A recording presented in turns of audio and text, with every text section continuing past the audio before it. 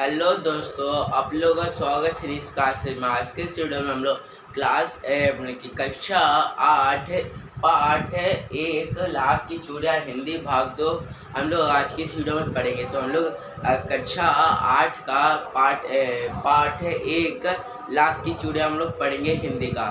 तो चलो शुरू करते हैं। तो हम लोग ने भाग 1 में हम लोग ने देखा था कि कैसे बदलू कौन था, बदलू क्या काम करता था।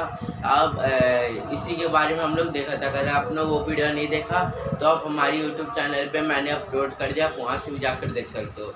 तो चलो भाग 2 देखते हैं। तो जो बदलू है, बदलू क्या आपको पता है क्या कि लाख की चूड़ियाँ बनाता था। तो बदलू को सबसे ज़्यादा चिढ़ किससे होती थी कि वो कांच की चूड़ियाँ से। चिढ़ मतलब कि जैसे कि किसी बच्चों को पढ़ाई में चिढ़ होता था कि मेरे को पढ़ाई नहीं करना, किसी को खेलने में चिढ़ होता था मेरे को खेलना नहीं है, किसी को गाने में या नाचने में, इससे चिढ़ होता था। उसी तरह बदलू को किस चीज़ से चिढ़ होता था, कांच की चूड़ियाँ से। तो जब भी अगर कोई आदमी, गांव में कोई आदमी या इंसान मिल जाए कि कांच की चूड़ियाँ पहने हुए, तो उसे क्या है कि उसे बहुत गुस्सा हो जाता था।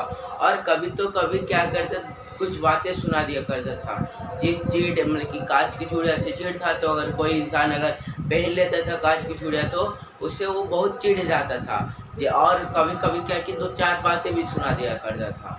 तभी वह जो मतलब कि कामतानाथ है, कामतानाथ कौन है, लेखक है, वो बदलू से बोलते हैं कि जो हम शहर में, जब हम शहर में रहते हैं तो वहाँ पे तो सब कोई कांच की चूड़ियाँ पहनता है। तो बदलू बोलता है, मतलब बदलू काका बोलते हैं कि हाँ, क्योंकि शहर का कोई बात ही अलग है। क्योंकि शहर में क्या है कि शहर में सब चीज़ होता है, इसलिए अगर वो कांच की चूड़ियाँ अगर ना पहने, अगर वो लाख की चूड़ियाँ पहने तो उनकी कलाई नाजुक होती है।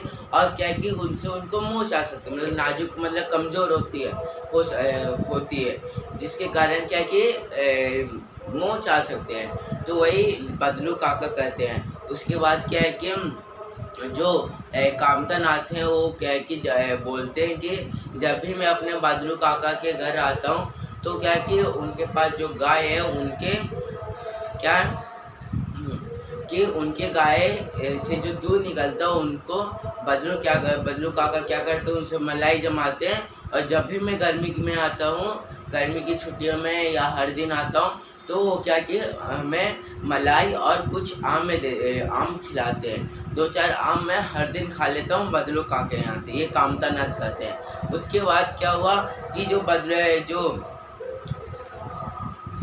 कामतानाथ जो लेखक है, उनके जो पिताजी का क्या कि पोस्टिंग आ गया, मतलब कि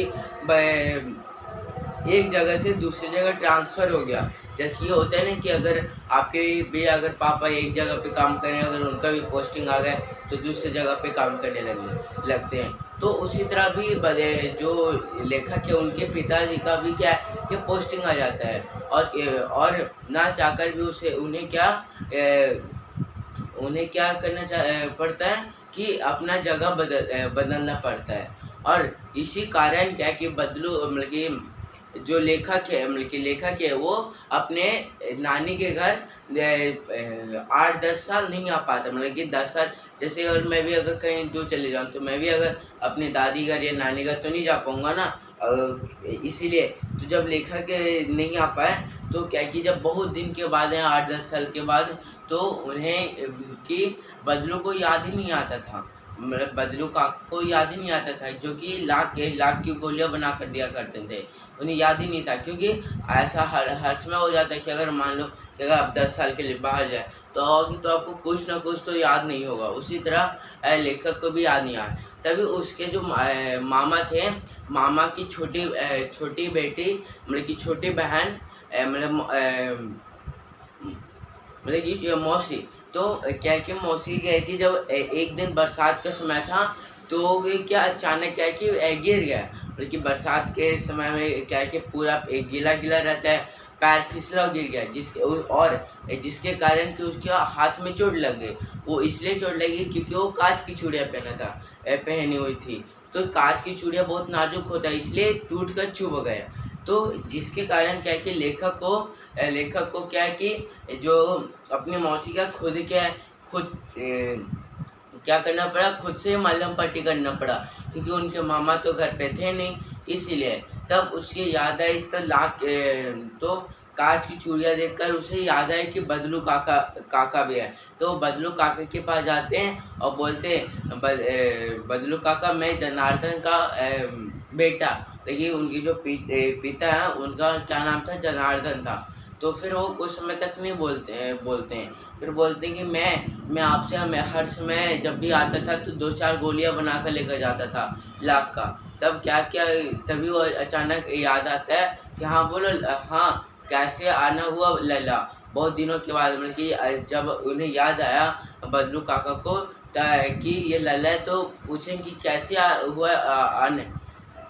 कैसे हुआ आना लल्ला, ऐसे पूछते हैं। तो ये इतना तक हम लोग भाग 2 कंप्लीट कर लिए हैं। अगर आपको वीडियो अच्छी लगी तो लाइक शेयर और सब्सक्राइब करना मत भूलिएगा। मैं मिलूंगा नेक्स्ट वीडियो में कोई नेक्स्ट इंटरेस्टिंग टॉपिक के साथ। Thank you, bye bye.